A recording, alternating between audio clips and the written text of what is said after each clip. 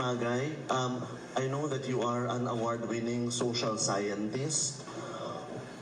What makes you call Iglesia ni Cristo a kulto, a cult? Kasi po tayo ay merong batayan, no, ng ating pananampalataya. Pag sinasabi natin na tayo ay mga alagad ni Kristo, dahil kasama rin sa pangalan nila yun, Iglesia ni Cristo.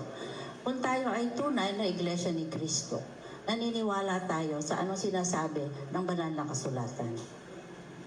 At ang banal na kasulatan, maliwanag po na kailangan tayo magsalita when it comes to issues of justice and righteousness. Yun po ang panawagan ng banal na kasulatan sa atin. Hindi po tayo papasok, we will not insert ourselves sa political process for our own self-interest.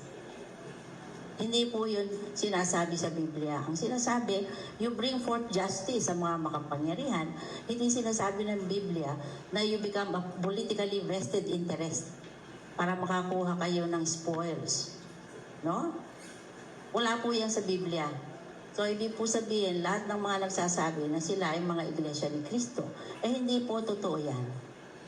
Kaya kulto ang tawag. At yun po ang tingin ng mga theologian, whether Catholic or Protestant. Kaya kulto po, kasi hindi naniniwala talaga at ginagamit lang na cover for their political interest ang pangalan ni Kristo.